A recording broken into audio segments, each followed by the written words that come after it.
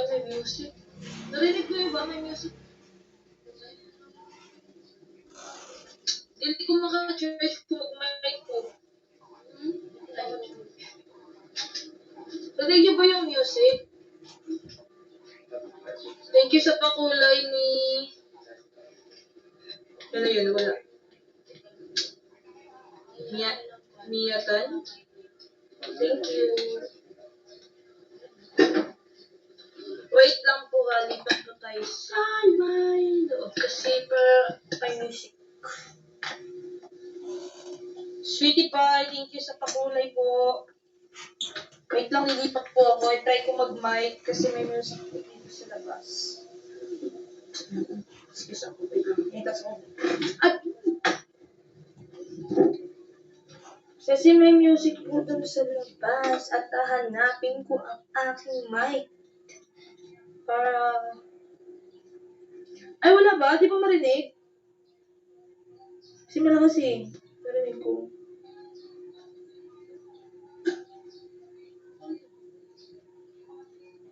Kailangan konting ayos tayo kasi may nilakad kami kanina at abangan niyo yun sa aking vlog.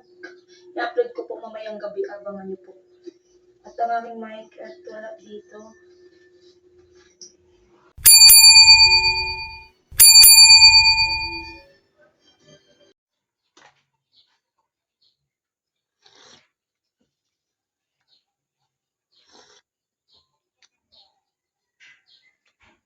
Okay.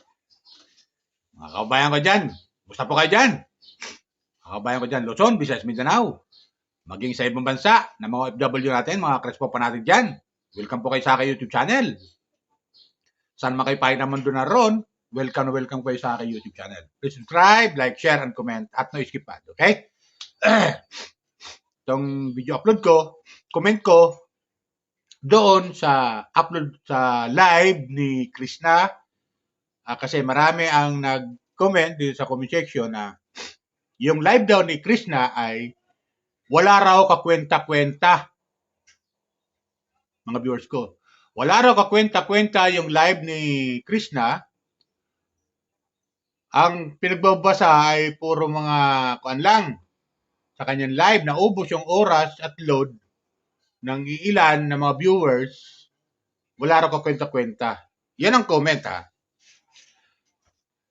So, sabi dito sa comment section, good morning ha sa inyo ha. Kay Krishna, mga Crespo supporter dyan, mga Crespo fanatic, mga viewers si Krishna, at viewers ni Pugo Bihero at kanyang team, viewers ni Kalinga Prab, Yabal, at Dati Jack, at viewers ni Miss Ivana Lawi, viewers Daddy Frankie, viewers ni Katekram, Kabisnes, King Lax, Virgil and Care. Welcome kayo sa aking YouTube channel. Please subscribe, like, share, and comment. Okay? Dito may comment dito sa comment section na Sir Randy, good PM. Napanood nyo ba yung live ni Krishna?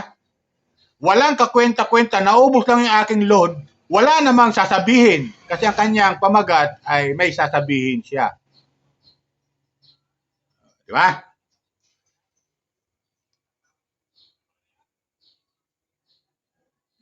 Sabi ni Josepena yun. Walang kakwenta-kwenta. Ba't niya naman nasabing walang kakwenta-kwenta yung kanyang live?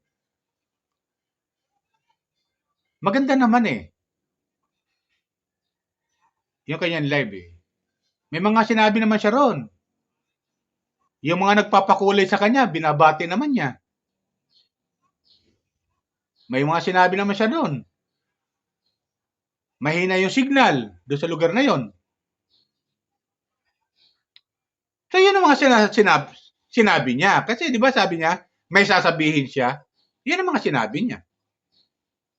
So may kwenta pa rin. Huwag kasi natin, huwag natin kasi siyang bibigyan ng, ng hindi magandang comment. Unang-una, hindi naman kayo niya inanyayahan na manood sa kanya. Hindi naman niya kayo pinilit na manood sa kanya. Di ba ganun yan mga viewers ko? Tapos ngayon sasabihin nyo, walang kakwenta-kwenta yung kanyang live. May mga sinabi naman siya ron eh. 1 oras nga mahigit eh. Unang-una, live niya yon. Nasa inyo kung manonood kayo o hindi. Di ba? Nasa inyo kung manonood kayo o hindi. Hindi naman kanya pinipilit manood sa kanya. Pero,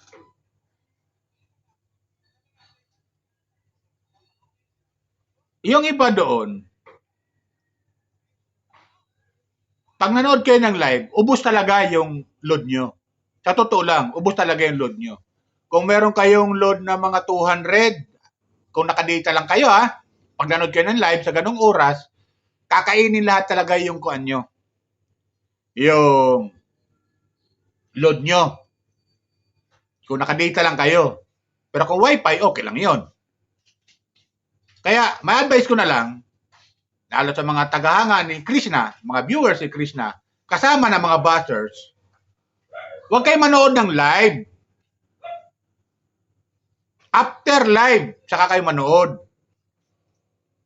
After live, manood kayo, hindi masyadong kakainin yung data nyo. Dahil, nakakuha na siya, naka-upload na siya sa YouTube. Kahit 1 oras nyo papanoorin, 2 oras nyo papanoorin, hindi masyadong problema. Kasi, hindi kakainin yung load nyo dahil nga doon sa data ninyo. Tama ba mga viewers ko? Pero kung manood kayo ng live, talagang uubusin yung load nyo. Kaya masasabi nyo walang kwenta. May iinis lang kayo. Kasi wala naman sa sinabi. Siguro, ang inaasahan nyo kasi, di ba, pumunta ang Pugong Biyero doon sa bahay nila. Doon sa bahay ng lola niya. At kung ano sasabihin niya doon sa live. Kaya, inaabangan yon ng nakararami. Pero wala naman silang narinig. Maliban doon sa mga pagbati niya. At yun naman mga kanya eh. Yun naman talaga ang purpose ng live niya. Yung mayroon siya babatiin ng mga kaibigan, kamag-anak, mga viewers, mga tagahanga niya. Yun lang naman eh. Yun naman purpose ng live. Baka nasanay kayo sa ibang mga nagla-live na kung ano mga sinasabi. Pero sa kanya, iba yung live niya. Kaya dapat masanay na tayo sa kanyang live. Tapos sasabihin natin, walang kakwenta-kwenta. Diba? Diba, Jose? Huwag kayo manood. Kung nakadita lang kayo, huwag kayo manood ng live. After na ng live, saka nyo panoorin. Para hindi masayang yung load nyo. Kung nakadata lang kayo. Yun lang advice ko dyan. Ito, kumuha ko ng video clip do kanyang live ni Krishna. Panoorin natin. At kayo nang humusga ko masabi nyo. Kung wala bang kwenta yung kanyang live kahapon. Okay? Pakinggan natin at kayo nang humusga. Subscribe lang po kayo Ay, may music. Narinig ko yung ba may music? Hindi ko maka-charge kung mag-mic ko. Narinig niyo ba yung music? Thank you sa pakulay ni... Ano yun? Wala. Miyatan? Thank you. Wait lang po lipat po tayo sa may loob kasi may music. Sweetie Pie, thank you sa pakulay po. Wait lang, lilipat po ako. I-try ko mag-mic kasi may music po dito sa labas. Excuse ako. Wait lang. Itas ako. At kasi may music po dun sa labas at hahanapin ko ang aking mic. Para... Ay, wala ba? Di ba marinig? Kasi malakas eh. Marinig ko.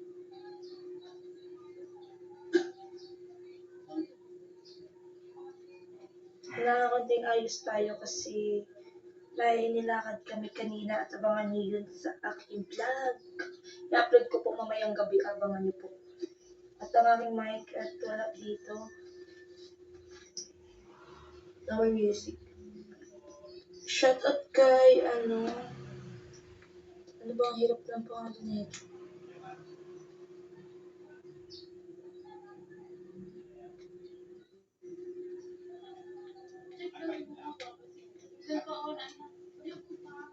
Thank you sa 1,970 viewers. Sobrang init po. Ang mic ni mo, tita. Dili tulubat. Ay, wala naman tulog. Wala na. Balik tayo kasi wala na. Wala ko kabalo. Katong mic na lang natin ta. Okay. Nawala ng music at babalik tayo. Kasi nag-charge po ako. Kasi palubat na po tayo. Wala na. Sa tabing daan lang po kasi itong bahay nila. So, at daming kapitbahay kasi nasa city nga tayo may mga music talaga. Like po. Thank you sa Toby viewers.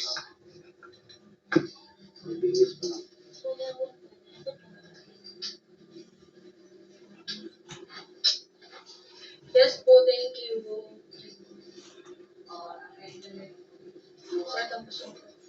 Pa-shout out name. I don't have a string, energy drink to the... Shout out kay Mendoza from Hong Kong. Wait lang, hindi muna tayo mag-charge at mag-mic. Ay, hindi na lang ako mag-mic pag na music. Kasi nag-charge ko.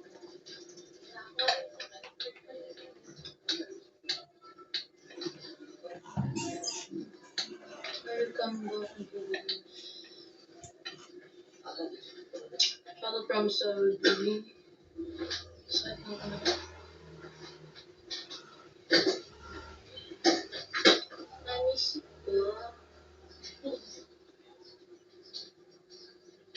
Thank you, Raisa.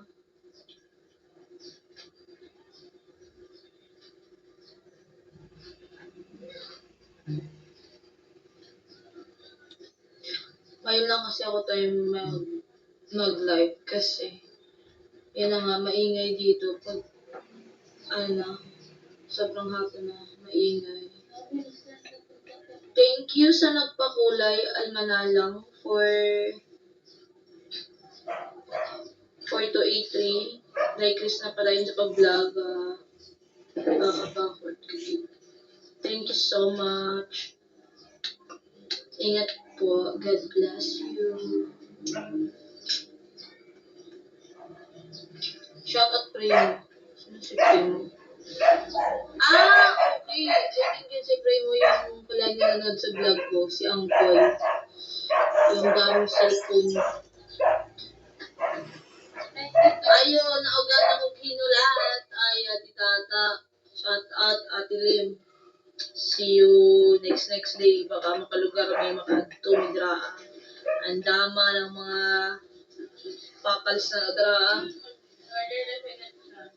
Ay, aray. So pretty. Thank you po. Minsan lang tayo magayos. Pero kahit nagayos tayo, magulo pa rin ang ating face.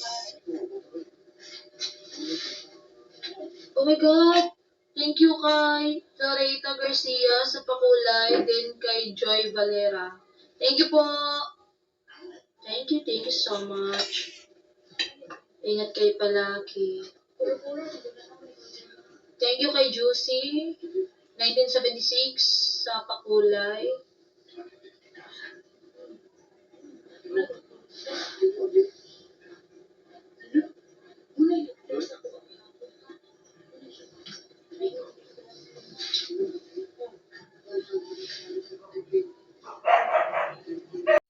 So, ayun, di ba? Napanood natin, di ba? Yun na, may mga sinasabi naman siya eh. Di ba sabi niya sa kanya pamaga at sa kanyang live, meron siyang sasabihin. Di ba? Ayun, napanood nyo. Kumuha lang ako ng video clip. May mga sinabi naman siya eh. Binati niya yung mga nagpakulay sa kanya. Binati niya yung mga kaibigan niya. Binabasa niya yung nagbibigay ng comment doon sa live niya. Ay, ano yun po bang hinahanap yung sasabihin niya? Di ba? Alam niyo kasi, sa totoo lang, may mga nag-aabang kasi ng mga bashers na mga against kay Krishna doon sa kanyang live. Kung ano sasabihin ni Krishna. Di ba?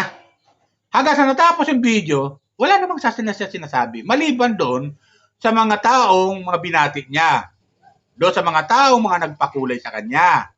Doon sa mga taong nag-comment doon sa live comment niya, doon sa live comment na binabasa niya. Yun na yun. Tapos meron siya sinabi na meron siyang bibigay sa atin niya.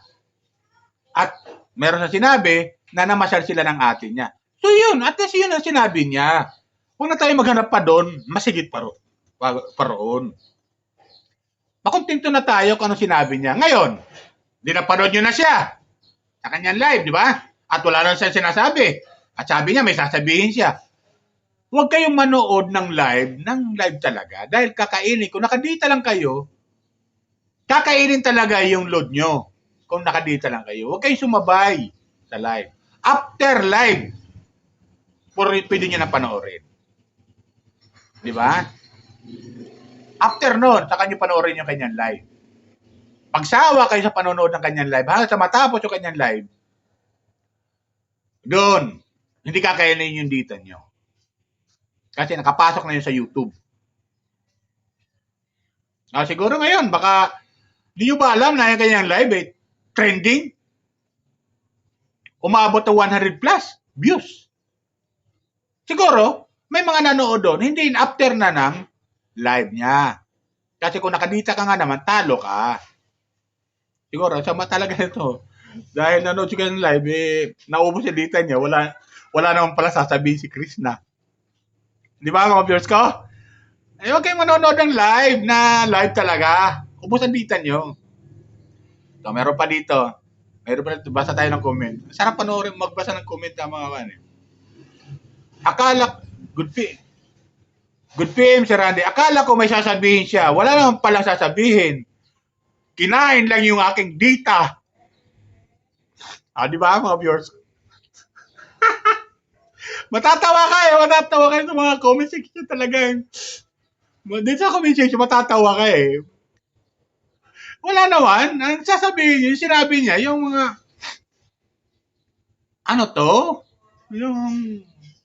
hindi ka tulad nung nakarang kasi may mga sinabi siya, di ba? Tulad nung mayroong nag-PM sa kanya, na ganitong tao, na pinipilit siyang mag-reply, tapos di naman siya nakapag-reply, tapos galit na galit, di ba? Siguro, itong pangalawang live ni Krishna, nag-aabang sila ng sasabihin ni Krishna naman, dahil bumisita nga pag-ubihero sa bahay nila ng lola niya. Kung ano masasabi niya roon. Kaya, inaabangan dito sa live. Pero walang sinabi. Siguro yun ang mga inaabangan ng mga buzzers. Kung ano sasabihin. Kaya ang advice ko na lang sa inyo, mga viewers ko, kapwa ko viewers, mga Krispa pa natin dyan, lalo ng mga buzzers na galit-galit kay Krishna, huwag kayo manood ng live niya. Huwag kayo manood. After nun ng live, saka kayo manood para hindi kainin yung load nyo. Kung nakadita lang kayo. Kasi pag nakadita lang kayo, hindi talaga nyo mapapanood yun. Ibig sabihin, kakainin talaga yung load nyo. Kasi hindi naman kayo pwede manood ng live kung yung ipapasok nyo na sa tawag dito yung merong tatawag sila dyan para magsawa ka manood. Di ba? Ilang GB papasok yun, di ba? Di ba ganun yun?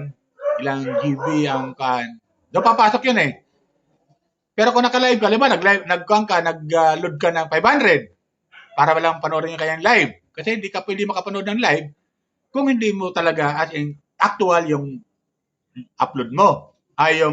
Yung load mo. Kailangan talaga live talaga yung pera mo talaga doon para yung pera tuloy-tuloy panonood. Di ba ganun yung mga viewers ko? Kakainin talaga yung load mo. After no, saka na kayo manood. Huwag na kayo sumabay sa live niya. Di ba? Talagang, wala naman siyang importante sinabi. Yan lang. Kaya marami ang nadismaya ng mga siguro mga bashers ito. Pero sa amin, mga viewers, na naiintindihan namin si Krishna. Na mga tagahanga ni Krishna, naiintindihan namin siya. Kasi, siyempre, bilang tagahanga at viewer si Krishna, naiintindihan namin siya. Okay lang yun. Marami naman sa mga sinasabi doon, mga binabasa nga niya, yung mga nagpakulay sa kanya, binabati niya.